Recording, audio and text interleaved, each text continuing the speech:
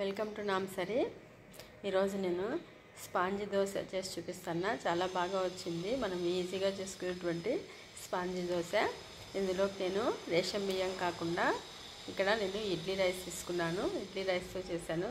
చాలా బాగా వచ్చింది. చాలా టేస్ట్గా కూడా ఉంది. డిఫరెంట్ టేస్ట్ ఇడ్లీ రైస్తో. మరి ముందుగా ఫస్ట్ టైం నా వీడియో చూస్తున్నట్టయితే లైక్ చేయండి, షేర్ చేసి సబ్స్క్రైబ్ చేసుకోండి. చూడండి, ఇలాగా వచ్చినాయి స్పాంజీ లాగా చాలా మెత్తగా. మనం చట్నీతో ఏదైనా టమోటా చట్నీ కానీ పల్లీల చట్నీతో కానీ ఏదైనా సర్వ్ చేసుకున్నామంటే చాలా బాగా ఉంటుంది. మరి ఈ వీడియోలోకి వెళ్ళే ముందు నా వీడియోస్ని సబ్స్క్రైబ్ చేసుకోండి. ఇప్పుడు నేను ఇందులోకి ఒక 2 కప్స్ ఇడ్లీ రైస్ తీసుకున్నా, అలాగే 1 కప్పు మినపప్పు తీసుకున్నా, అలాగే చిన్నగా ఉండేటువంటి సగ్గుబియ్యం ఒక 2 స్పూన్స్ తీసుకున్నాను. సగ్గుబియ్యం చిన్నగా ఉన్నాయి చూడండి, పెద్దగా ఉన్నా పర్లేదు. అలాగే ఇందులోకి ఒక 3/4 కప్పు వరకు అటుకులు తీసుకున్నా, అలాగే కొద్దిగా అంటే 1 స్పూన్ వరకు మెంతులు తీసుకున్నాను. మెంతులు తీసుకొని వీటన్నిటిని ఒకేసారి వేసేసుకొని ఒక 2 సార్లు బాగా బాగా కడుక్కోవాలి. బాగా క్లీన్ చేసుకున్న తర్వాత మనం ఇందులోకి మంచినీళ్ళు వేసేస్తానండి. మరి ఈ వాటర్ని మనం పడేయకుండా ఇదే వాటర్తోనే నేను మిక్సీ పట్టేసుకుంటాను. ఒక 2 గంటలు నానిన తర్వాత చూపిస్తాను చూడండి. ఇలాగా మొత్తం నానిపోయినాయి. 2 గంటలే సరిపోతుంది. ఇప్పుడు మనం మిక్సీ పట్టేసుకుంటున్నాం. మరి అదే వాటర్తోనే ఆ వాటర్ని కూడా మనం బయటకు పంపేయకుండా అదే వాటర్తోనే, ఎందుకంటే మనం అందులోకి ఆల్రెడీ వేసాం కాబట్టి, అటుకులు వేసాం, సగ్గుబియ్యం వేసాం కదా, అందుకు మనం సపరేట్ చేయకుండా ఇలాగా మిక్సీకి వేసేసుకోవడమే.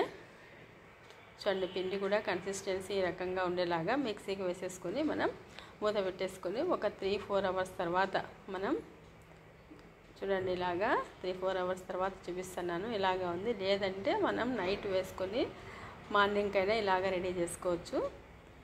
ఇప్పుడు ఇందులో నుండి మనకు కావలసినంత పిండి సపరేట్ చేసేసుకుంటున్నా.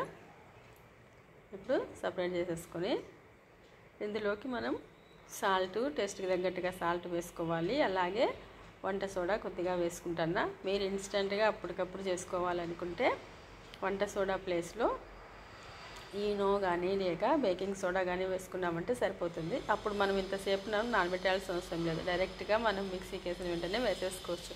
నేనైతే ఒక 3 అవర్స్ తర్వాత వేసుకుంటానండి. అందుకే నేను వంట సోడా మాత్రమే వేసుకున్నా. ఇప్పుడు మనం కొద్దిగా ఆయిల్ కానీ ఎక్కువ అప్లై చేయాల్సిన అవసరం లేదు. ఆయిల్ వేసుకొని ఇలాగా ఒక గరిటె మనం పైనుండి వేసేయడమే. మనం స్ప్రెడ్ చేయాల్సిన అవసరం లేకుండా ఇలాగ ఒక్కసారి వేసేస్తామంటే కరెక్ట్గా చూడండి ఎంత బాగా వస్తుందో మీకు స్పాంజీ దోశ. ఇప్పుడు మూత పెట్టేసి ఒక 2 నిమిషాల తర్వాత చూపిస్తాను చూడండి. ఇప్పుడు రెండో వైపుకి టర్న్ చేసుకొని రెండో వైపు కాల్చుకోవడమే. మనం ఇందులోకి చూడండి ఎంత బాగా వచ్చింది, కలర్ఫుల్గా, చాలా టేస్ట్గా కూడా ఉంది.